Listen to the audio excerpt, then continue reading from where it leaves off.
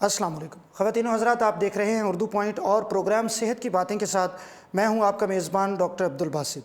नाज़रीन, आप जानते हैं कि अपने प्रोग्राम में हम अवामी इश्यूज़ को लेकर आते हैं, हेल्थ के ऐसे इश्यूज़ जो मैं आप हम सब फेस करते हैं, लेकिन उसके लिए डॉक्टर के पास जाना या उस पर बात करना इतना ज़्यादा कॉमन नहीं होता। जो लोगों के मसाइल हैं, जो आपके मसाइल हैं, हम अपने प्रोग्राम में उन्हें डिस्कस करते हैं। आज ऐसा ही एक बहुत मुनफरद मौजू हम आपकी खिदमत में लेकर हाजिर हुए हैं और वो है मुंह से बदबू का आना, मुंह और जबड़ों में से या आपके मसूड़ों में से खून का आना।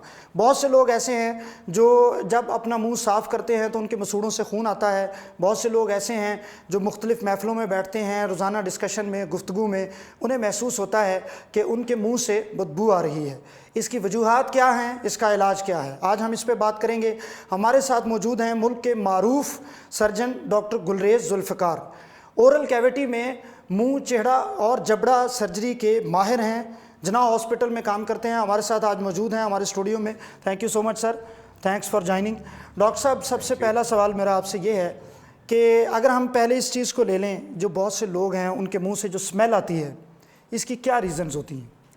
ये बड़ा एक सोशल प्रॉब्लम है और लोगों के लिए बड़ा बाज़-औक़ात शर्म का बायस भी बनता है। जी बिल्कुल, आपने बजा फरमाया कि मुंह से स्मेल आना एक सोशल स्टिग्मा है, स्पेशली उन लोगों के लिए कि जो कि अपनी डेली लाइफ में बहुत ज़्यादा पब्लिक डीलिंग में आते हैं, ठीक है, जिसमें बहुत सारे लाइव स्टोर्स भी होते हैं। फिर बहुत सारे लोग अपनी जॉब प्लेसेस के ऊपर जहाँ पर काम कर रहे हैं, उनको अपने फेलो कोलीग्स के साथ बात करने में पूरा कॉन्फिडेंस भी नहीं होता क्योंकि उनके मुंह से स्मेल आ रही होती है।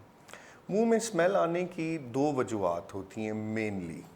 या तो मुंह के अंदर प्रॉब्लम है जिसकी कुछ सफाई का इशू हो सकता है कि दांतों की सफाई अच्छी नहीं की गई, ठीक है, जिसकी वजह से दांतों के ऊपर काफ़ी सारा करेड़ा, जिसको हम अपनी ज़बान में कैलकुलस बोलते हैं, जमा हो जाता है। कैलकुलस जो है, करेड़ा जिसे हम बोलते हैं आम ज़बान के अंदर, वो एक कैल्सिफाइड बैक्टीरियल कॉलोनी ही होती है। बहुत सारे मुंह में नॉर्मली भी बैक्टीरिया मौजूद होते हैं और उनमें बहुत सारे ऐसे भी होते हैं कि जो कुछ ऐसे टॉक्सिन्स प्रोड्यूस करते हैं कि जिसके साथ स्मेल आती रहती है मुंह से। अच्छा, यानी वो मुंह का मुस्तकिल हिस्सा बन जाते हैं किसी शख्स के मुंह का? जी बिल्कुल, नॉर्मली वो बैक्टीरिया मुंह में मौजूद होते हैं, लेकिन अगर मुंह की सफाई अच्छी ना रखी जाए तो काफ़ी सारा करेड़ा जमा हो जाता है और वो उनके लिए एक हार्बरिंग प्लेस बन जाती है, एक ऐसी जगह कि जहाँ पर उनको प्रोटेक्शन मिल सकती है। आप ये समझ सकते हैं कि अगर सर्दी है बाहर बहुत ज़्यादा और अगर हम एक ब्लैंकेट ओढ़ लें तो हमें प्रोटेक्शन मिल जाती है। इसी तरह बैक्टीरिया अपने ऊपर कैलकुलस कैल्सिफाइड कॉलोनी जो है वो एक ब्लैंकेट बना लेता है और उसका और नीचे टॉक्सिन्स प्रोड्यूस करता रहता है। उन टॉक्सिन्स के साथ भी ये स्मेल आती रहती है। फिर बहुत सारे लोगों को आदत ही नहीं होती ब्रश करने की, कॉन्सेप्ट ही नहीं होता। हमारे मुल्क में आज भी 50% आबादी जो है वो दांतों के इलाज को इलाजे दंदा अखराज दंदा ही समझती है, ठीक है। तो दूसरी जो कॉमन वजह है मुंह से स्मेल आने की, वो रिलेटेड है मैदे से, ठीक है। अच्छा। अगर मैदे में बदहज़मी है, एसिडिटी बहुत ज़्यादा होती है, लोग बड़ी रूटीन में आजकल लाइफ हर इंसान की गाड़ी बड़ी तेज़ चल रही है कि उसको अपने वक्त के गुज़रने का एहसास ही नहीं होता, इतनी तेज़ी में लोग रहते हैं, जिसमें खाने पीने की बहुत ऊंच नीच होती है। हमारे जो आबा व अजदाद थे वो अपने खाने पीने का बड़े टाइमिंग का बड़ा ख्याल रखते थे कि सुबह सुबह उन्होंने फजर के टाइम पर उठना है, उन्होंने नमाज़ पढ़ लेनी है, उन्होंने खाना अपना अच्छा सा रोटी खा के नाश्ता करना है, उसके बाद वॉक पे निकल जाना है, 12 बजे दोपहर का खाना खा लेना है और शाम 7 बजे रात का खाना खा के सो जाना है। अगर आजकल आप देखें तो ये रूटीन शायद हार्डली ही कोई फॉलो कर पा रहा हो, जिसमें ये होता है कि अगर काम में फंसा हुआ है, जैसे कि डॉक्टर्स के साथ बड़ा कॉमन ये होता है कि उनको अपने खाने पीने का टाइम ही नहीं मिलता। अगर दोपहर का खाना कोई 4 बजे खा रहा है, वो रूटीन ही नहीं है, जिसकी वजह से मैदे में बहुत सारी तेज़ाबियत पैदा होती है। उस तेज़ाबियत के साथ बहुत सारी स्मेल आती है। आपने आम दिनों में भी देखा होगा कि अगर किसी जगह पर कोई थोड़ा सा एसिड गिर जाए तो एसिड की स्मेल आती है। अगर मैदे के अंदर भी बहुत ज़्यादा एसिड प्रोड्यूस होता है तो उससे भी स्मेल आना शुरू हो जाती है। तो ये दो मेजर कॉजेज़ हैं, एक मुंह की सफाई ना रखना, दूसरा मैदे को प्रॉब्लम को एड्रेस ना करना। जो पहली वजह डॉक्टर साहब आपने बताई है मुंह की सफाई ना रखना, जी, इससे क्या मुराद है? मुंह की सफाई ना रखने से मुराद मेरी ये है कि 24 घंटे में 2 दफ़ा ब्रश करना बहुत ज़रूरी है और टाइमिंग्स के साथ। सबसे पहले रात को सोने से पहले ब्रश करना बहुत ज़रूरी है, ठीक है, क्योंकि ये वो टाइम है कि जब 8-10 घंटे हम बैक्टीरिया को पूरा मवाद देते हैं बाद में कि वो सोने के दौरान कि खाना खा लिया, उसके बाद रात को ब्रश नहीं किया। आप जितना मर्जी क्लिनलीनेस का ख्याल रखें, अपनी ज़ुबान के साथ लोग साफ़ कर रहे होते हैं बार बार मूव करके, लेकिन अगर आपने प्रॉपर ब्रशिंग नहीं की तो थोड़ा थोड़ा खाना फंसा रह जाएगा दांतों में, वो फिर वहाँ पर गले सड़ेगा भी और वो बैक्टीरिया के लिए खुराक बनेगा। वो बैक्टीरिया उसको खाएंगे, वो मज़ीद टॉक्सिन प्रोड्यूस करेंगे और बू आएगी मुंह से, ठीक है। अगर रात को ब्रश कर लें तो ये काफ़ी हद तक ये प्रॉब्लम सॉल्व हो जाता है सोने से पहले। दूसरा इम्पॉर्टेंट बात यह है कि नाश्ते से बाद किया जाए टूथब्रश। वैसे तो ब्रश जो है वो लोग सुबह उठते ही करते हैं, वो इसलिए करते हैं नहाते वक्त, क्योंकि उन्होंने मुंह साफ करते वक्त। सॉरी टू कट यू जी, रात को वो ब्रश नहीं करके सोते, इसलिए सुबह मॉर्निंग में उनका मुंह फ्रेश नहीं होता, तो वो नाश्ता नहीं कर पाते। आप आज जाके ट्राई कर लें कि रात को आप ब्रश करके सोएं, सुबह शावर लें, अच्छी तरह से कुली करके नाश्ता करें, आपको नाश्ते का उसी तरह से मज़ा आएगा। और जब आप नाश्ते के बाद ब्रश करेंगे, ये वो टाइम है कि अगर सुबह किसी ने 8 बजे नाश्ता किया तो वो 11-12 बजे तक यूजुअली 3-4 घंटे कुछ नहीं खाता पीता है, तो दोबारा बैक्टीरिया को वही टाइम मिल जाता है ग्रो करने का टाइम मिलता है। तो अगर इस चीज़ की एहतियात कर ली जाए, 2 दफ़ा ब्रश कर लें, तो आई थिंक 90% सिर्फ ब्रश काफ़ी है या इसके अलावा भी कुछ एहतियाती तदाबीर हैं? बड़ा कॉमनली यूज़ किया जाता है कि माउथ वॉश को बहुत ज़्यादा प्रमोट किया जाता है। माउथ वॉश बेसिकली डिसइंफेक्टेंट्स काफ़ी सारे होते हैं इनके अंदर, जैसे कि कॉमन डिसइंफेक्टेंट जो हम यूज़ करते हैं, हम अपनी ज़ुबान में उसको क्लोरहेक्सिडीन बोलते हैं। उसके 2 नुकसानात होते हैं कि अगर आप रेगुलर माउथ वॉश यूज़ करते जा रहे हैं, एक तो दांत डिसकलर हो जाते हैं, थोड़ी उनमें ब्लैकनिंग आ जाती है, क्योंकि इन माउथ वॉशेस में बहुत सारे मेटल्स भी होते हैं, राइट।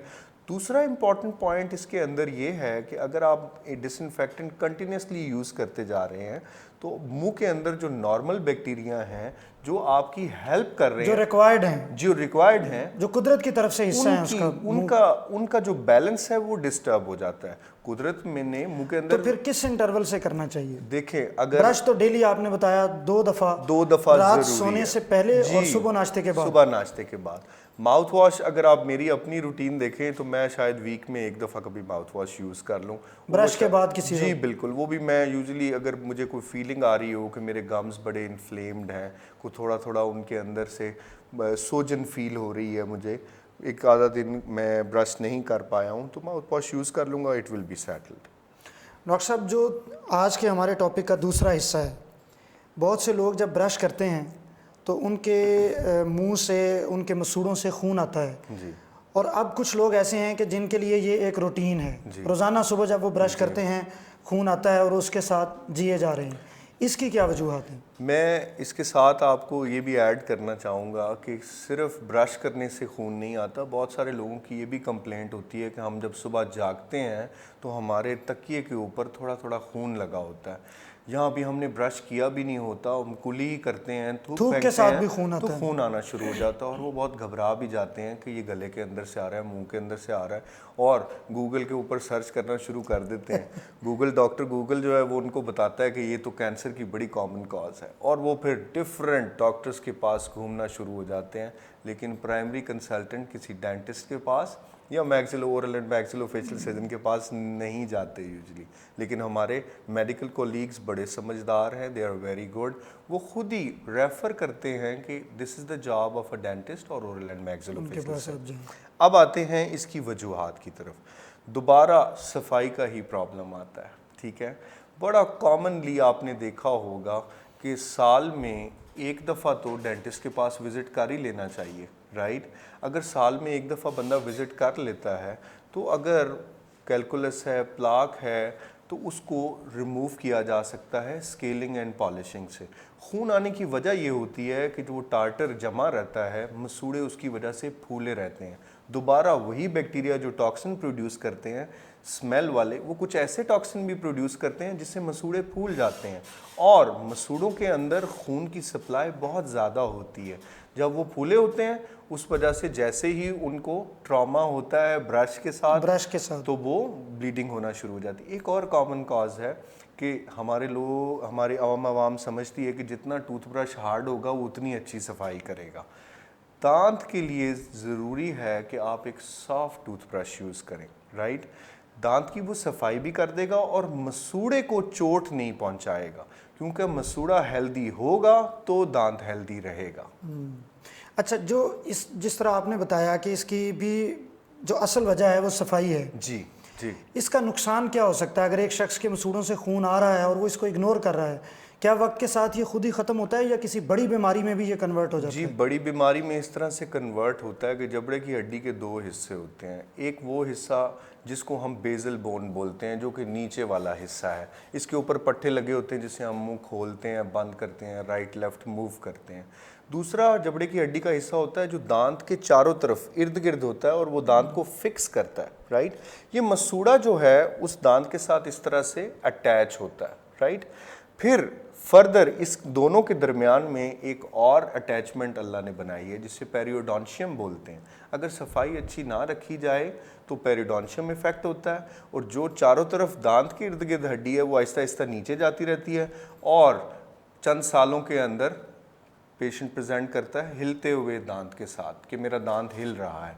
उस वक्त अगर डेंटिस्ट उसकी सफाई कर दे, वो यही कर सकता है कि उसकी सफाई कर दे, तो वो एक दांत जो हिल रहा है। डेंटिस्ट तो इतने महंगे हैं कि वो साथ जेब की भी सफाई कर देते हैं। ये भी तो एक बड़ा मसला है ना हमारे मुल्क में डॉक्टर साहब। देखिए जी, डेंटिस्ट जो है वो अकेला इसके लिए रिस्पॉन्सिबल नहीं है, इसमें बहुत सारे लोग इन्वॉल्व होते हैं। डेंटिस्ट्री का जितना भी मटेरियल है वो बहुत ज़्यादा महंगा है, प्लस इसमें क्रॉस इन्फेक्शन कंट्रोल बहुत ज़्यादा रखना पड़ता है। जैसे कि आप अगर किसी को इंजेक्शन देना है तो आप एक डिस्पोजेबल सिरिंज यूज़ करेंगे, राइट, जो आपकी 15 रुपए की आ जाएगी, 20 रुपए की आ जाएगी। लेकिन अगर डेंटिस्ट ने किसी को इंजेक्शन देना है ना तो उसके पास एक डिस्पोजेबल सेट होगा जो कम से कम 400-500 रुपए का होगा।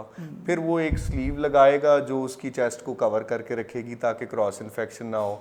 वो खुद भी ग्लव्स पहनेगा, उसका अटेंडेंट जो है असिस्टेंट वो भी पहनेगा। डॉक्टर साहब, जिस तफसील से आपने ये सारा समझाया, आखिर में मैं आपसे ये पूछूंगा, हमारे नाज़रीन भी जानना चाहेंगे, मुंह की ज़ाहरी मेकअप पे तो सबकी बड़ी तवज्जो है, हर बंदा चाहता है कि वो खूबसूरत दिखे, लेकिन जो ओरल कैविटी है, हमारा मुंह है, उसके अंदर जो आज हमने प्रॉब्लम्स डिस्कस किए, आप हमारे नाज़रीन को क्या तजवीज़ देना चाहेंगे? आपके पास बेशुमार पेशेंट्स आते हैं, किस तरह वो इसे बेहतर रख सकते हैं?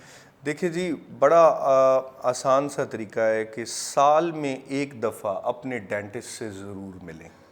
Any local dentist, Punjab dental hospital सरकारी तौर पे मौजूद है, हर टर्शरी केयर हॉस्पिटल में डेंटल डिपार्टमेंट्स मौजूद हैं जहाँ पर बेसिक सर्विसेज दी जा रही हैं। स्केलिंग पॉलिशिंग भी होती है, वहाँ पर एक्सट्रैक्शंस दांत निकाले भी जाते हैं, फिलिंग्स भी होती हैं, रूट कैनाल्स भी होती हैं। अगर कोई प्राइवेट अफोर्ड नहीं कर पाता है तो वो सरकार में चला जाए, लेकिन साल में एक दफ़ा डेंटिस्ट को ज़रूर विजिट करें और 3 माह में एक बार अपना सेल्फ एग्जामिनेशन ज़रूर करें। इससे क्या मुराद है? सेल्फ एग्जामिनेशन से मुराद ये है कि वो अपना मुआयना खुद करे, वॉशरूम में शीशे के सामने खड़ा हो जाए, अपना मुंह खोल ले, अपनी दोनों फिंगर्स को यूं अच्छी तरह से हाथ धोकर अपने राइट चीक को रिट्रैक्ट कर ले, ऊपर उठा ले, लेफ्ट को भी हटा ले और सर को मूव करते हुए अपने पूरे मुंह के अंदर खुद भी देखे कि किसी जगह पर कोई छाला तो नहीं उसको नज़र आ रहा, ज़बान मूव कर रही है प्रॉपर तरीके से, ज़बान के ऊपर कोई छाला तो नहीं है, किसी जगह के ऊपर कोई मैस्लियन, कोई डिस्कलरेशन, कोई सफ़ेदी तो नहीं आई हुई, कोई ब्लैकनिंग पिगमेंटेशन तो नहीं हुई भी। अगर ऐसा कुछ है तो फ़ौरन किसी qualified oral and maxillofacial surgeon से मिलें। बहुत शुक्रिया। नाज़रीन, आप देख रहे थे, आप गुफ्तगू सुन रहे थे डॉक्टर गुलरेज़ जुल्फ़िकार की। मैक्सिलोफेशियल सर्जन हैं, माहिर डॉक्टर हैं। इन्होंने बड़ी तफसील से बताया कि किस तरह हम रोज़ाना की बुनियाद पे कुछ एहतियात करके और अपने डॉक्टर को दिखाकर, डेंटल सर्जन को दिखाकर किस तरह हम अपने मुंह की सफाई रख सकते हैं और दांतों की बीमारियों से बच सकते हैं। अगले प्रोग्राम तक के लिए अपने मेज़बान डॉक्टर अब्दुल बासित को प्रोग्राम सेहत की बातें से इजाज़त दीजिए। एक नए प्रोग्राम के साथ, एक नए मौजू के साथ इंशाल्लाह फिर हाज़िर होंगे। आपके फीडबैक का इंतज़ार रहेगा। अल्लाह हाफ़िज़।